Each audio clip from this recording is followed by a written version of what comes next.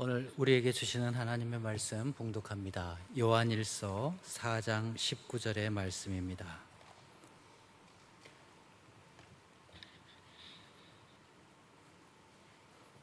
한 절입니다. 함께 봉독합니다. 시작.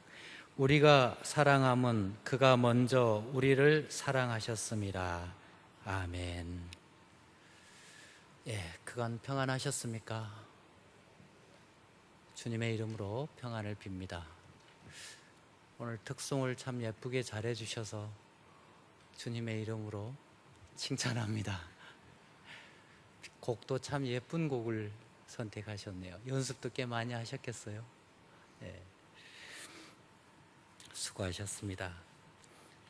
제가 나올 때 우리 특송하신 분들한테 박수를 치는데 마치 제가 나올 때 박수를 받는 것 같은 기분이 들어서 굉장히 기분이 좋았습니다. 고맙습니다. 사람들을 이렇게 보면요, 그 중에는 스케일이 굉장히 큰 사람들이 있습니다. 굉장히 스케일이 커서 무엇이든 시원시원하게 해나가는 사람들이 있습니다. 근데 그 중에 보면 또 어떤 사람들은 스케일이 굉장히 작아요. 그래서 조그마한 것에 매여서 꽁꽁거려요. 스케일이 큰 사람이 있는가 하면 스케일이 작은 사람이 있습니다. 여러분은 어떤 사람이세요? 여러분 스케일이 크신 분이십니까? 아니면 꽁꽁거리는 스케일이 작은 사람입니까? 스케일 크신 분, 인정해 드리겠습니다. 다양한 기준이 있겠지만 제가 여러분에게 기준선을 하나 드릴 테니까 한번 스스로 판단해 보시기 바랍니다. 스케일이 큰지 작은지 한번 스스로 판단해 보시기 바랍니다. 받기만 하는 사람이 있어요. 받기만 하는 사람. 다른 사람과의 관계에 있어서 받기만을 생각하고 하나님과의 관계에 있어서도 받기만을 바라는 사람이 있어요. 스케일이 굉장히 작은 사람이죠. 이 사람의 눈은 항상 하나님의 손에 있어요.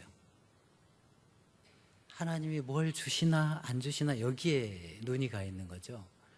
그리고 이 사람의 눈은 항상 눈앞에 있는 뭘 가졌냐 안 가졌냐 여기에 있어요. 받기만 하는 스케일. 여러분 어떠세요? 또 다른 스케일이 있습니다. 주고 받을 줄 아는 스케일이 있어요.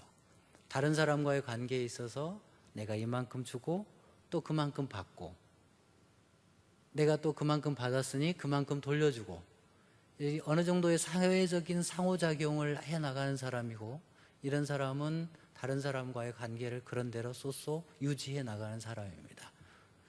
보통은 이 정도는 하시죠. 또 하나님과의 관계에 있어서도 그렇게 주고받는 관계로 신앙생활을 하는 사람도 있습니다. 그런데 우리가 참 이해하기 어려운 하나의 스케일이 있습니다. 그건 뭐냐면 받기만 하는 것도 아니고 주고받는 것도 아니고 그걸 넘어서서 베풀 줄 아는 스케일이 있어요. 줄 줄 아는 스케일. 근데 그 줌이 그냥 조건부에 따라서 주는 게 아니라 자격 없는 사람에게도 주는 스케일이 있어요. 베풀되 끝까지 베풀고 돌보되 끝까지 돌보아주는 그런 스케일이 있습니다. 여러분은 셋 중에 어떤 스케일에 속하십니까? 사람과 관계에 있어서, 하나님과의 관계에 있어서 여러분은 어떤 관계의 스케일을 갖고 계십니까? 제가 초등학교 3학년 때 우연히 밭을 지나가다가 그 밭에서 5,000원짜리를 주웠어요. 그때 꽈리껌이라고 구슬 5색 형형한 5개들이 꽈리껌이 하나에 50원이었어요. 지금은 껌이 500원이죠. 그럼 지금 그때 5,000원 주었으니까 지금 돈으로 하면 얼마 정도 주은 거예요? 5만 원 정도를 주은 거예요. 와, 성경에 쓰여진 밭에 감추인 보화를 저는 그 초등학교 3학년 때 경험한 거예요. 문제는 세상 보화를 얻은 거예요. 그 돈을 가지고 얼마나 기쁜지, 이 정말 너무너무 놀랍고 너무너무 기쁜 거예요. 그래서 그 돈을 가지고 와서 제가 뭐 했을까요? 꽈리껌을 사서 씹었습니다. 그때 얼마나 껌을 많이 씹었는지 제 턱이 사각턱이 됐어요. 그때 이후로 얼굴이 줄어들지를 않아요. 커요. 세상에 밭에서 주운 보화를 껌값으로 씹었으니 이 얼마나. 문제는 그 다음이에요. 꽈리껌을 실컷 씹어서 턱이 넓어질 정도로 씹었는데 돈은 떨어지게 마련입니다. 다 떨어지고 나니까, 돈 떨어지니까 이 손이 떨려요. 그래서 제가 돈 떨어지고 나서 하루를 일과를 하는 게 뭐냐? 그 밭에 가는 거예요. 그 밭에 가서 다시 5,000원만 더 주었으면, 그렇게 매일 일과가 그러는 거예요. 또 로또에 당첨됐다가 돈 탕진한 사람들이 그렇다죠. 맨날 로또만 사고 알코올 중독되고 그렇다죠. 손 떨리고. 제가 천국과 지옥을 그때 경험을 했습니다. 손이 떨려요. 하루 일과가 밭에 나가서 그 밭을 뒤지는 거예요. 정말 괴로웠던 건 뭐냐면 5,000원짜리 주었을 때 그 5,000원 지폐가 아주 멀쩡했어요. 사각 딱 멀쩡했어요. 근데 그 옆에 5,000원짜리 기퉁이가 찢어진 조각이 떨어져 있는 거예요. 그러니까 그 조각 떨어진 5,000원짜리가 어딘가에 있을 거다. 미치겠는 거죠. 그거 찾느라고. 그 밭을 다 쟁기질을 했다니까요.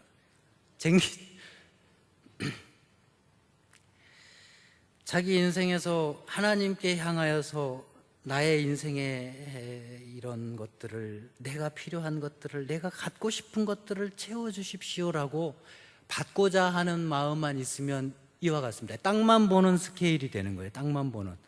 제가 그때 땅만 보는 인생이 될 뻔했어요. 하나님이 내 눈을 열어주지 않았으면 그 밭에서 여전히 땅 파고 있었을 거예요.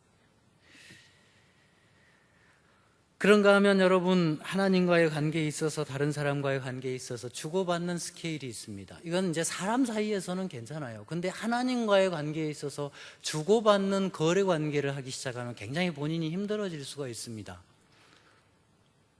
그래서 11조도 잘합니다. 하나님, 제가 11조 잘합니다. 감사헌금도 잘해요. 봉사도 잘해요. 그러면서 거래 관계이기 때문에 뭘 원하느냐? 하나님, 내가 더 많은 11조를 하게 해주세요. 하나님, 내가 더 많은 감사헌금을 하게 해주세요.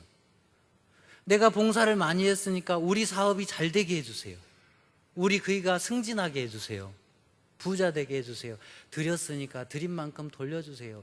이런 거예요. 여러분, 하나님과의 관계에 있어서 우리가 거래 관계를 트려고 하면 굉장히 힘들어질 수 있습니다. 어떤 사람이 기도했다죠. 베드로후서에 나오는 내용을 가지고 기도했습니다. 하나님께는 천년이 하루 같고 하루가 천년 같다. 천년이 하루 같고 하루가 천년 같은 하나님의 계산법을 따라 기도했습니다. 하나님, 제가 1,000원을 드릴 테니까 저에게 1억을 주세요. 하나님은 천년이 하루 같고 하루가 천년 같으신 분이니까 요거 쌤 아닙니까? 제가 1,000원을 드릴 테니까 저에게 1억을 주십시오. 기도했어요. 그래서 하나님이 응답을 주셨어요. 뭐라고 응답하냐? 그래, 내가 줄게. 하루만 기다려. 아, 이해가 안 되시네요. 아, 난감해라. 천년이 하루 같고 하루가 천년 같은 하나님, 1,000원을 드릴 테니까 1억을 주세요. 그래, 줄게. 하루만 기다려. 예, 웃으시는 분들에게 하나님의 축복이, 하나님의 은혜가 막 쏟아질지어다. 예, 주고받는 관계를, 하나님과 거래 관계를 유지하려면 굉장히 우리가 좀 위험해질 수 있습니다. 또 그런 얘기도 있습니다. 어떤 고을의 원님이 굉장히 고을 사람들을 사랑해요. 근데 그 사랑에 감동해서 어떤 농부가 농사를 짓다 보니까 무 농사를 지었는데 무가 거의 황소만 한 거예요. 너무 좋아가지고 내가 존경하는 사또님께 갖다 드려야지. 그러고 사또님한테 갖다 드렸어요. 사또님, 제가 농사를 지었는데 세상에 이렇게 큰 무가 나왔습니다. 그러고 갖다 드리니까 이 사또가 감동을 한 거예요. 너무너무 고마운 거예요. 자기를 사랑하는 이 고을의 백성들이 너무너무 고마운 거야. 그래서 이 농부에게 백냥을 줬어요. 그 소문이 고을에 퍼졌네요. 와, 무를 갖다 바쳤더니 백냥을. 그래서 욕심 많은 한 농부가 무 갖다 바치면 백냥을 돌려주는 원님이라면 황소를 갖다 주면 얼마나 주실까. 그리고 자기도 자기 집에서 가장 실한 황소를 끌고 가서 사또님, 우리 집에 이렇게 실한 황소가 있습니다. 사또님께 드리려고 갖고 왔습니다. 그랬더니 사또님 너무너무 고마운 거예요. 야, 정말 나를 이렇게 사랑하는 고을 백성들이구나. 여봐라, 창고에 뭐 좋은 거 없나 봐라. 가장 좋은 거 한번 찾아봐라. 예, 사또, 며칠 전 농부가 갖다 바친 무가 있습니다. 그 귀한 것이 있었구나. 얼른 갖다 줘라.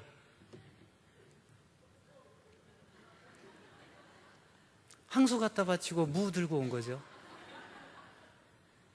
하나님과의 거래 관계를 트기 시작하면 우리가 이런 오류에 빠질 수 있어요. 다른 사람과의 관계도 마찬가지예요. 그죠? 내가 이만큼 해줬는데 네가 그것도 안 해줘. 참 섭섭해, 두고 보자. 앙심을 품기 시작하고 복수하는 거예요.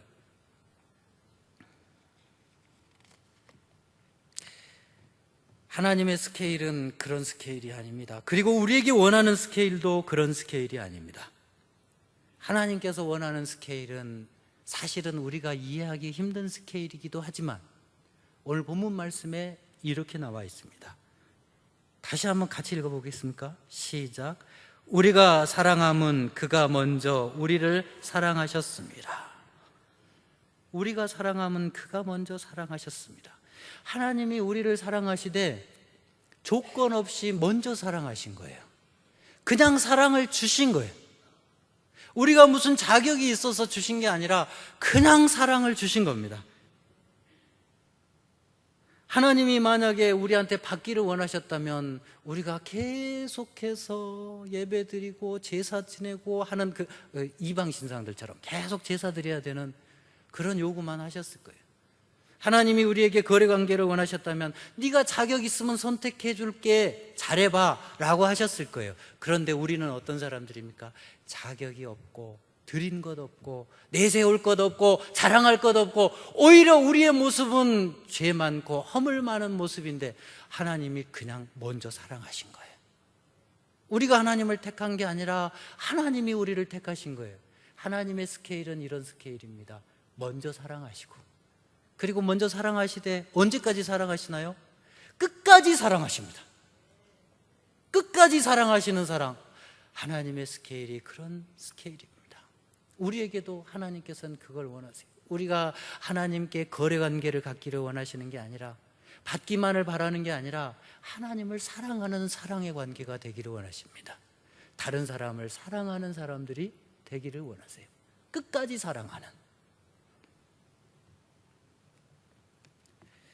하나님은 우리에게 커져 은혜를 주신 겁니다. 저는 세상에서 자부하고 삽니다. 세상에서 내가 제일 기도 응답은 잘 받은 사람이야.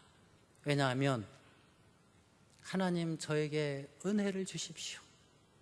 청년 때 굉장히 많이 기도했어요. 하나님 저에게 은혜를 주십시오. 저에게 은혜를 주십시오. 하나님 저에게 은혜를 주십시오. 근데 하나님이 진짜 저에게 은혜를 주셨어요.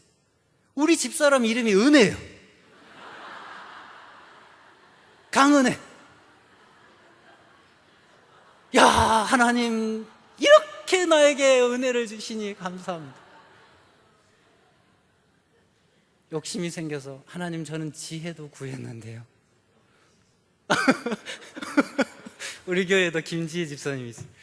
저는 지혜도 구했는데요. 그랬더니 하나님이 하시는 말씀이 내 은혜가 네게 족하도다. 그 정도면 됐지. 생각해보면 저희 가정이 은혜입니다. 저희 딸, 저는 애가 셋이에요. 근데 셋 다 은혜예요. 딸, 아들, 딸인데 첫째 이름이 하은이에요. 하은이. 하나님의 은혜. 영어로 번역하면 Grace of God. 하나님의 은혜. Grace. 둘째는 은총이에요. 이름이 은총이. 은총이를 영어로 번역하면 그대로 그레이스예요. 셋째는 가은이에요. 아름다운 은혜. 영어로 번역하면 wonderful grace. 다 그레이스예요. 다 은혜예요. 우리 집사람이 은혜, 우리 새끼들이 은혜, 그냥 은혜에 묻혀서 사는 거예요. 그런데 돌이켜보면 내가 무슨 자격이 있어서 나에게 이러한 복을 주신 게 아니라 하나님이 택하셨기 때문에, 불쌍히 여기셨기 때문에. 저는 저의 과거를 돌아볼 때마다 몸이 움츠러들어요. 목이 쏙 들어가요. 내가 얼마나 부족한 일들을 많이 했고 허물 많은 일들을 많이 했는지 생각날 때마다 회개하고 생각날 때마다 움츠러들어요.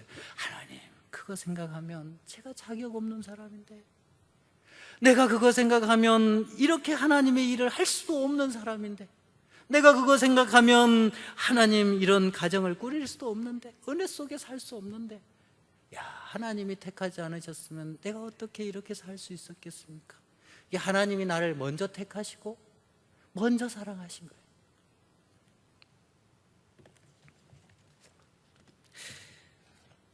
다 마찬가지 아닙니까? 그죠? 우리는 하나님의 주시는 스케일, 하나님의 줄 아는 그 큰 스케일 안에서 구원받은 사람들입니다. 그리고 우리를 부르시되 보내시되 너희도 베풀고 나누는 사람들이 되라고 우리에게 새로운 스케일을 부여하시는 겁니다. 가정에서요, 여러분 조금 속상하다고 꽁알꽁알 하지 마세요. 네, 꽁알꽁알하고 그거 걸어가지고 싸우지 마세요. 여러분 크게 가세요. 자식들의 스케일은 어디서 나오는지 아세요? 어머니의 비전에서 나오는 거예요. 어머니가 자식들을 향해서 어떤 비전을 딱 품었느냐, 거기서 자식들의 스케일이 나오는 거예요.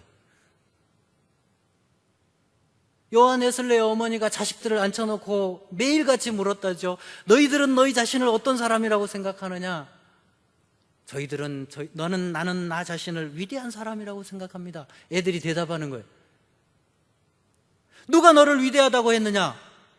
위대하신 하나님이 나를 위대하다고 했습니다. 너는 이제 무슨 일을 할 거냐? 하나님의 역사를 창조하는 일을 할 겁니다.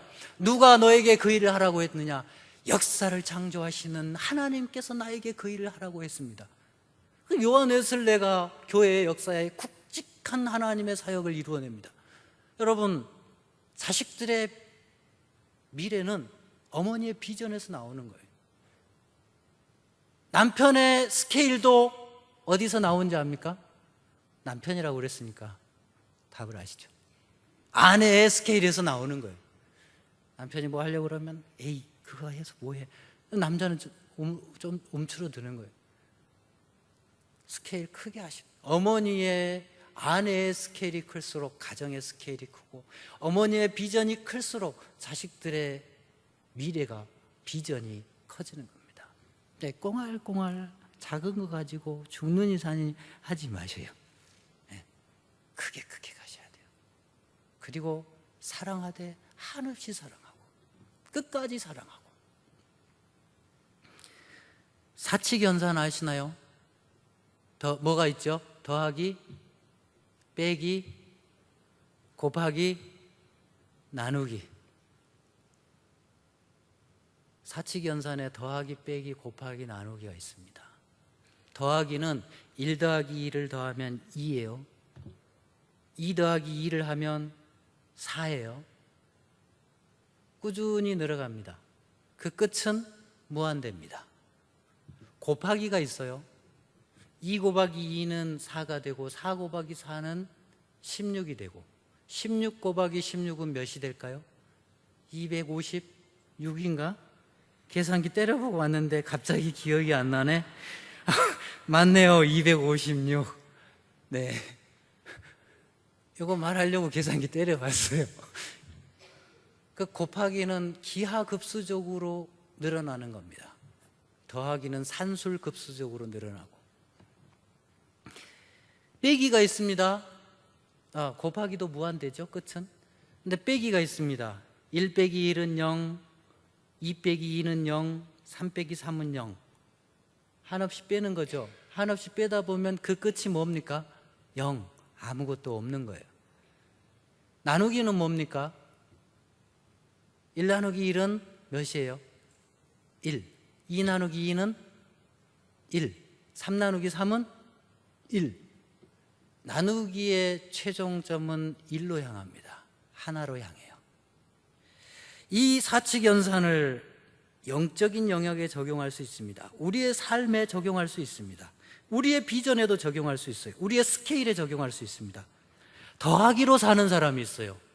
그래도 성실한 사람입니다. 열심히 일해서 땀 흘려서 한 푼 모으고 두 푼 모아서 불려갑니다.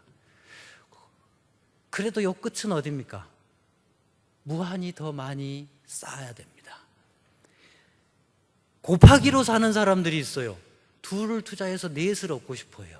넷을 투자해서 16을 얻고 싶어 해요. 16을 투자해서 256을 얻고 싶어 해요. 곱하기로 사는 사람들이 있어요. 이 사람들은 무슨 사람들이에요? 투기꾼들이죠.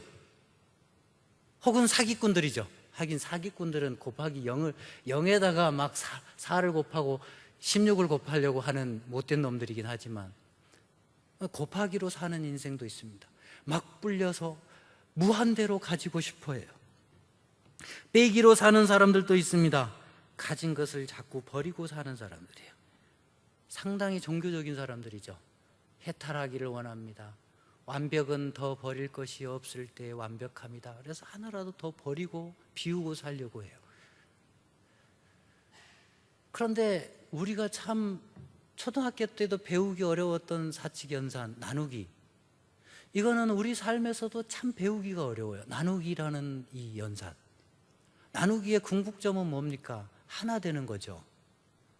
나누어 주면서 사는 사람들이 있습니다. 내가 가진 걸 나누어 줘요.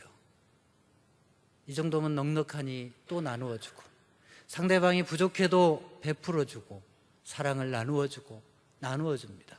여러분, 이 사람의 궁극적인 끝은 어디입니까? 그 사람과 하나가 되는 겁니다. 하나님과 하나가 되는 겁니다. 하나님께서는 우리에게 자신의 생명을 나누어 주셔서 우리와 하나가 되셨습니다.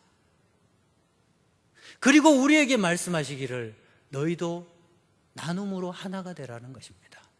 이게 하나님의 스케일이고 우리가 추구할 스케일인 겁니다. 우리 교회에서 일본 선교를 해오고 있습니다. 저도 2016년 8월에 2018년 올 7월에 일본에 다녀왔습니다. 일본에 대한 한국의 정서는 상당히 거의 다 똑같죠. 지난 8월 17일 날 금요일 날 저녁 때 한일 선교대회 보고 예배 있었는데 그때 두 분 장유진 집사님하고 유세진 청년 간증하셨어요. 근데 그분들에게서 공감을 얻은 말이 뭐냐면 그런 거예요. 저들이 우리에게 피해를 주었는데, 저들이 우리에게 아픔을 주었는데 내가 꼭 저들에게 가서 이 좋은 일을 해줘야 되나?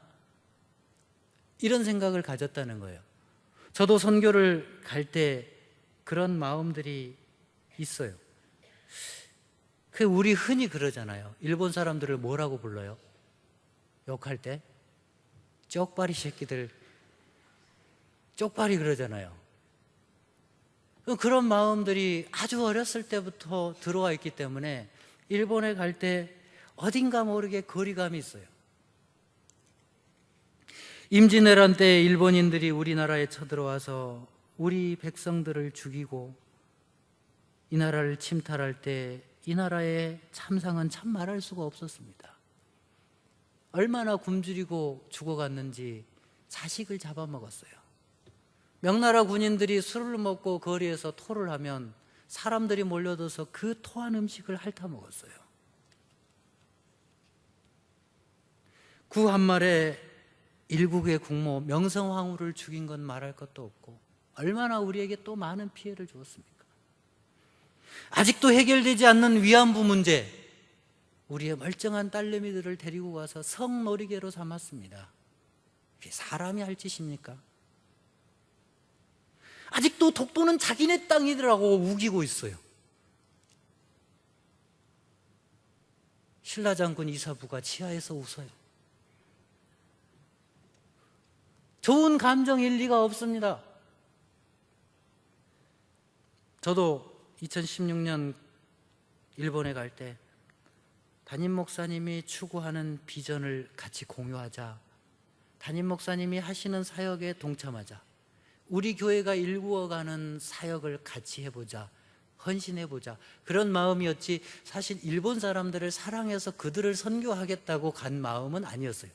애써 사랑하려고 하지도 못했고 일부러 미워하지도 않았어요. 그냥 우리 교회의 사역에 동참하자, 그리고 갔습니다. 어쨌든 예배를 인도해야 되고 어쨌든 설교를 해야 되기 때문에 그것만큼은 또 성실하게 준비해서 갔습니다. 어쨌든 최선을 다하긴 했습니다. 그런데 여러분, 놀라운 경험을 했습니다. 그것은 무슨 특별한 사건이나 이벤트나 에피소드가 발생한 게 아니고, 제가 놀라운 걸 경험한 거는 일본인들의, 저는 나카하라 그리스도 교회를 갔거든요. 나카하라 그리스도 교회의 성도들의 눈빛에서 보여지는 놀라운 경험을 했습니다. 그분들의 눈빛이, 그분들의 얼굴이 우리 선교팀에게 너무너무 감사하는 거예요. 그분들의 표정에서 우리에게 대한, 우리 선교팀에 대한, 우리 부천 동강교회에 대한 그 감사함이 너무너무 감격적으로 묻어나오는 거예요. 제가 거기서 놀랐어요. 이야, 이분들이 이렇게 우리에게 감사할 줄이야. 사실 2016년에 그닥 사역을 제 스스로 저 자신이 준비한 것 잘못했다, 부족했다. 우리 선교팀들은 다 잘했는데 내 생각에 나는 참 부족했어 라고 생각을 많이 했는데, 그 부족함에도 불구하고 그분들이 너무너무 감사해 주는 거예요. 그 눈빛은 참 말로 표현하기가 어렵습니다. 손을 잡고 아리가또 고자이마스, 아리가또 고자이마스, 마코토니 아리가또 고자이마스 하는데 그 손에서의 그 감사함이 느껴지는 거예요. 헤어질 때 눈물을 글썽이면서, 일본인 성도 할머니가 눈물을 글썽이면서 오겐키데, 오겐키데, 건강하십시오, 건강하십시오, 손을 잡고 이 자식한테, 손주한테 당부하듯이 그렇게 그 사랑으로 당부를 하시는 거예요. 그때 제가 느낀 게, 내가 만난 사람들은 일본 사람들이 아니라 일본에 사는 그리스도인들을 만났구나. 나는 한국인으로 그들을 찾아간 게 아니라 한국에 사는 그리스도인으로 그들을 찾아갔구나. 일본에 사는 그리스도인과 한국에 사는 그리스도인이 만난 거예요. 그리고 역사적으로 봤을 때 상처를 입은 자가 상처를 준 자에게 찾아간 거예요. 사실 여러분, 하나님은 우리에게 상처를 입은 자예요, 상처를 준 자예요? 하나님 우리에게 상처 주셨나요? 하나님은 오히려 우리에게 상처를 입은 자예요. 그런데 그분이 먼저 다가오셔서 우리를 위해 죽으시고 우리를 살리신 거예요. 상처 입은 자가 먼저 다가가고, 손해 입은 자가 먼저 다가가고, 아픔 당한 자가 먼저 다가가는 거, 이것이 하나님의 스케일입니다. 그리고 거기에 회복의 역사, 화해의 역사가 나오는 거예요.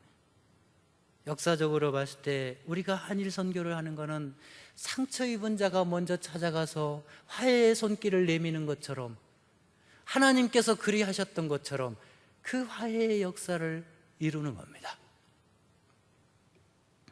어떻게 보면 여러분, 한국의 역사와 일본의 역사를 새 생명의 역사로 씨앗을 심으면서 새로 시작하는 일이 한일 선교의 대회라는 믿음을 갖게 됐습니다. 여러분, 그렇지 않습니까? 상처 입은 자가 먼저 찾아가고, 손해 입은 자가 먼저 찾아가고, 그리고 그들에게 다가가고, 그들은 우리에게 감사해주고, 그리고 우리의 만남이 단순히 일본인과 한국인의 만남이 아니라 일본에 사는 그리스도인과 한국에 사는 그리스도인이 만나는 일, 여기서 화해의 역사가, 회복의 역사가 일어나는 것입니다. 이번에 2018년에는 일본에 가면서 정말 준비 많이 했습니다. 설교도 일본어로 준비하고 성찬식도 일본어로 준비하고 굉장히 준비 많이 했어요. 그냥 뭐 한두 달, 두 달 정도를 잠을 못 자고 일본어를 외웠습니다. 저는 일본어를 잘 못해요.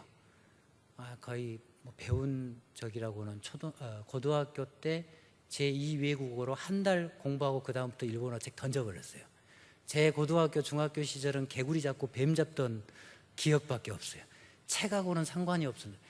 그래서 일본어를 모르는데 그걸 외우려니 정말 자다가도 막 일어나가지고 낮에 알아서 노 되시오까 추지가 때 시노코토 데스 그리고 다시 쓰러지자고 교다이와 교다이로 다면이 추지가 때 시노코토 데스 막 이러고 있는 거예요. 그리고 이제 설교 가기 며칠 전에 자다가 꿈을 꿨는데 벌써 이제 일본에 선교를 가 있는 거예요. 제가 예배 시간에 선교를 가 있는데 거기 교회 예배 시간인데 예배가 진행되는데 내가 올라가야 되는데 안 올라가고 앉아 있는 거예요. 그랬더니 거기 일본 목사님이 놀래가지고 올라가서 예배 인도하시는 거예요.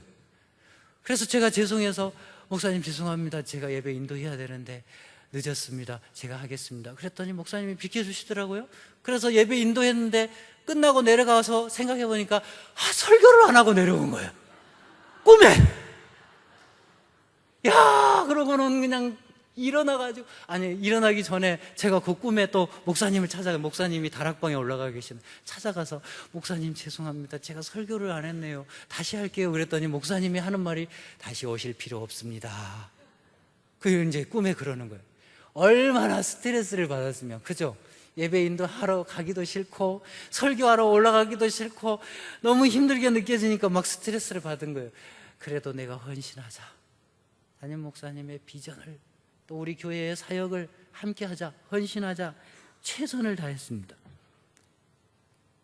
그리고 가서 일본에 가서 우리 선교팀이 참 잘해줬어요.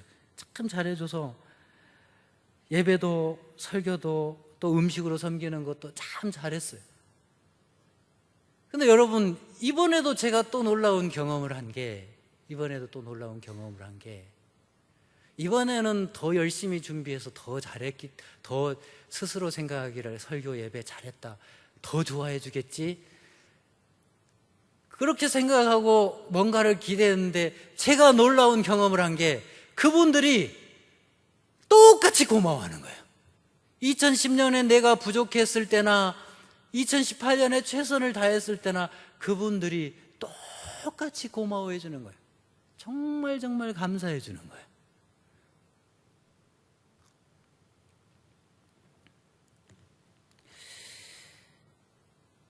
오면서 저는 그런 생각을 했습니다.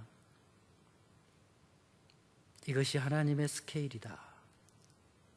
그동안 내가 일본 사람들한테 가지고 있었던 적개심, 그런 것도 있었어요. 솔직히 은근히 일본이 지진이 나면 속으로 아싸 가오리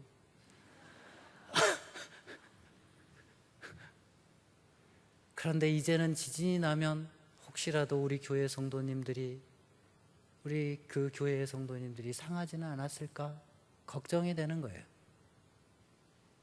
일본에 홍수가 나면 가는 데까지 가보지 그랬었는데 이제는 혹시라도 일본의 사람들이 다치지 않을까, 제발 무사히 넘어갔으면 좋겠다 걱정하는 마음이 생긴 거예요. 임진왜란 때, 구한말 때 아직도 우기고 있는 독도의 문제로 그들에 향하여서 분노가, 적개심이 있었지만 이제는 그들을 생각할 때 그곳에도 나와 같은 그리스도인이 있다라는 마음을 갖게 되는 거예요. 야, 이게 하나님의 스케일이다. 이게 화해의 역사고 이게 회복의 역사다. 이게 하나님의 스케일이구나.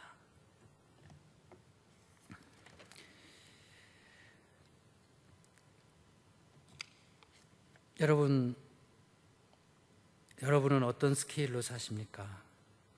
하나님께 받기만 바라시거나 다른 사람한테 받기만 바라시거나 이런 스케일은 아니신지요? 혹은 주고받는 관계로 내가 너한테 이만큼 했으니까 너도 이만큼 해줘. 하나님 내가 이만큼 드렸으니까 하나님 저에게 이만큼 해주세요 라고 그런 스케일로 살고 계시지는 않는지요? 여러분, 우리는 하나님의 스케일로 살아야 됩니다. 자격 없는 자에게 사랑을 베푸시고 자격 없는 자를 먼저 사랑하시고 사랑하시되 끝까지 사랑하시는 주시는 스케일, 오늘 하나님께서는 우리에게 그런 스케일로 살아가라고 원하십니다. 어떤 꼬마아이가 너는 커서 뭐가 될래? 라고 물었더니 택배 아저씨가 되겠다고 그래요. 택배 아저씨. 그래서 아니 그 많은 직업 중에 힘들다는 택배 아저씨를 왜 하려고 그랬냐? 그랬더니 이 아이가 하는 말이 택배 아저씨만 오면 선물이 온다는 거예요. 택배 아저씨만 오면 좋은 것들이 생기는 거예요. 장난감도 오고 주방 가구도 오고 살림도구도 들어오고 택배 아저씨만 오면 좋은 게 들어오는 거예요. 그러니까 택배 아저씨만 기다리다가 나도 나중에 택배 아저씨가 돼야겠다. 여러분, 주는 사람은 항상 환영받습니다. 그 스케일로 사시는 분들은 손해보는 것 같지만, 내가 언제까지 이렇게 줘야 되냐라고 손해보는 것 같지만, 그 스케일로 사는 사람은 환영받습니다. 그리고 때가 되어 그보다 더 큰 일들을 얻게 됩니다. 여러분도 하나님의 사랑을 나눠주는 택배기사들이 되시기 바랍니다. 그 스케일로 살아가시기 바랍니다. 기도하겠습니다.